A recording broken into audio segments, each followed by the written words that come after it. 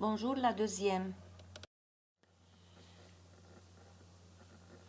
Dans le chapitre de la jalousie, nous avons une idée principale, c'est l'évolution d'un amour impossible. Nous allons voir comment cette idée va se développer tout le long du chapitre et quelles sont les conséquences de cet amour.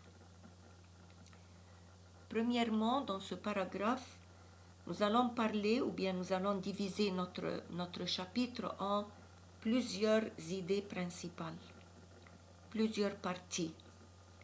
La première va être la naissance de l'amour chez Astarté et ça va aller de la ligne 5 à 16. Et c'est presque la partie qui se trouve devant nous.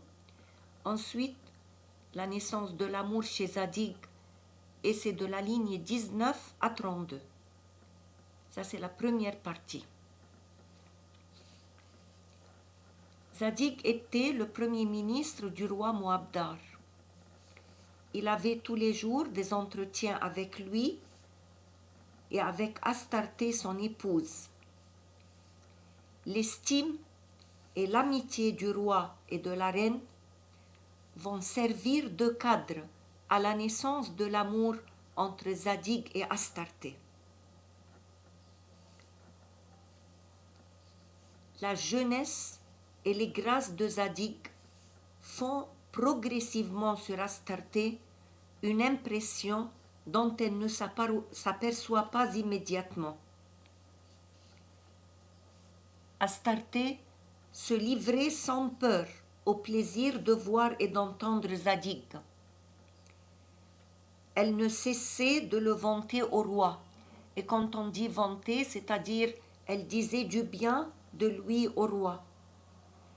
Elle parlait de lui à ses femmes qui faisaient encore plus d'éloges de Zadig. Astarté faisait des présents à Zadig dans lesquels il entrait plus de galanterie.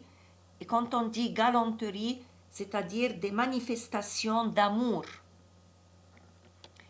qu'elle ne pensait. Astarté croyait parler à Zadig en tant que reine, contente de ses services. Mais quelquefois, ces expressions étaient d'une femme amoureuse.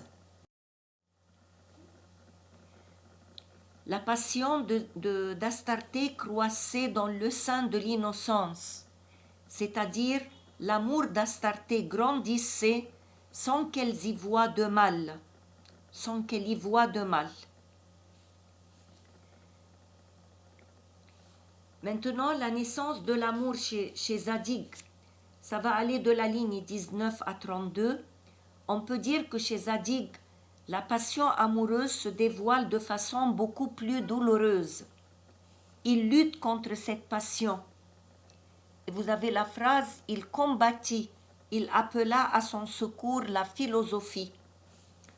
Zadig combattait ses sentiments par devoir, par reconnaissance et par fidélité au roi.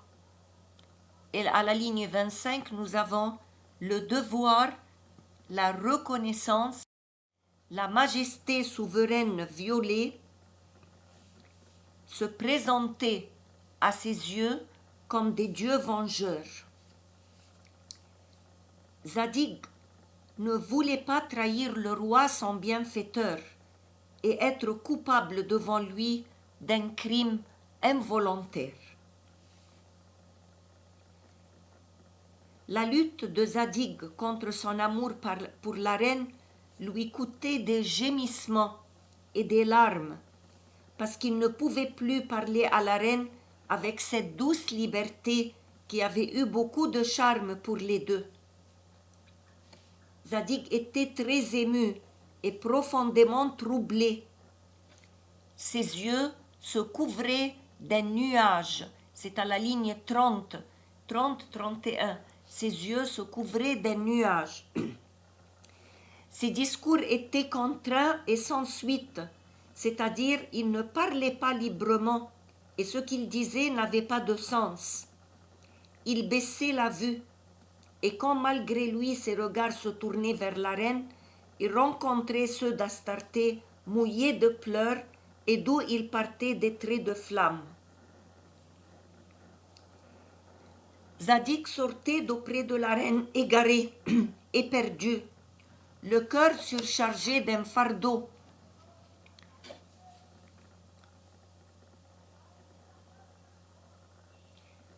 Ne pouvant plus supporter ce fardeau, Zadig dévoile son secret à son ami Cador.